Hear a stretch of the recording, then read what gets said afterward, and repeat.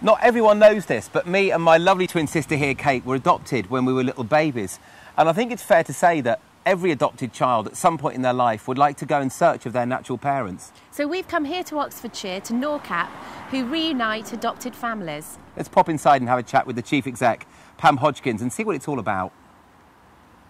So this is all quite exciting. We're now here with Pam, who's the chief executive of NORCAP. Obviously, me and my twin sister, Kate, we've been on this emotive journey to find our natural parents. Do you find, because I know Kate and myself, and of course Pam's adopted too, so it's interesting to ask you, so many people must say, you know, what made you want to find your natural parents? When you are an adopted person, you build up, don't you, over years, this picture of what this person might be, taking your birth mother, and this whole curiosity and this kind of inquisitive nature just draws you to wanting to do it at some point, almost just to find a likeness, a similarity, or a genetic similarity. What was it for you that made you do this, make your research? Well, the actual trigger, if you like, was the fact that I'd been ill, and I'd been in hospital, and I'd had various doctors and other people coming around doing tests and saying, you know, has anyone in your family had TB? That led to me just making the decision that I was going to find her and ask her.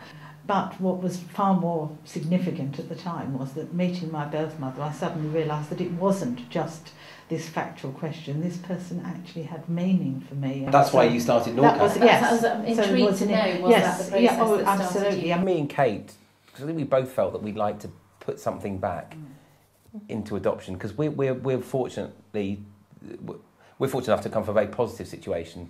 We were adopted by very loving parents, and we've had a relatively happy childhood. And very open. That's very open. Yeah, I think that makes a difference. Yeah, very open. Openness. Yeah, and we'd like to put something back. If me and Kate came on board and we wanted to help people on their searches, what would we come up against? What sort of things? What would the pitfalls be for us, do you think? You do have to cope with your personal history, because there will be things that trigger things for you, and you've got to think, how can I manage that? So we will want to be sure that, not that you've dealt with it, because no one ever does, but that you've learnt to live with it, and you know where it fits in your life. I think for both of us, we probably went through a period, that could have been years really, of being a little bit angry or a little bit confused about how, whatever the situation was, how a mum could give birth to the children and then let them go, and two in our case. I mean, I think probably when I searched for my birth mother and when NORCAP was first established, I would have been coming exactly where you were. Over the years, though, I think I talked to so many mothers in particular who gave up babies for adoption in the 50s and 60s. And you realise then that they had no more choice about the situation than I, as an adopted person, being placed for adoption. You know, neither of our voices were heard.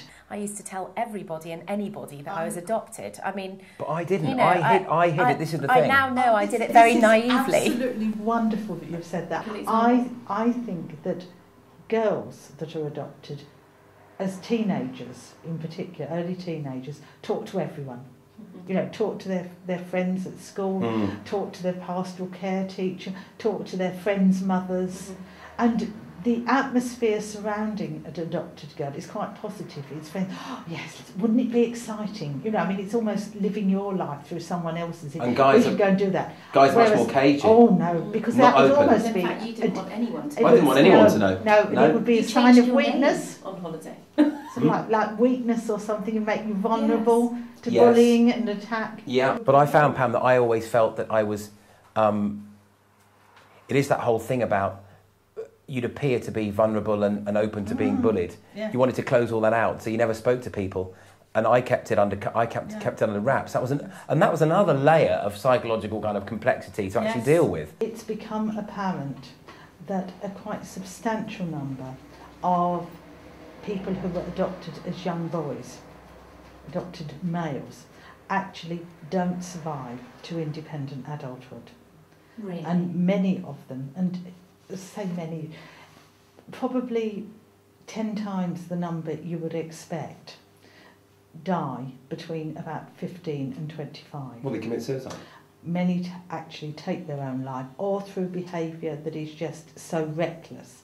You know, Pushing their life to the limit. Absolutely, you know, they no can't handle it.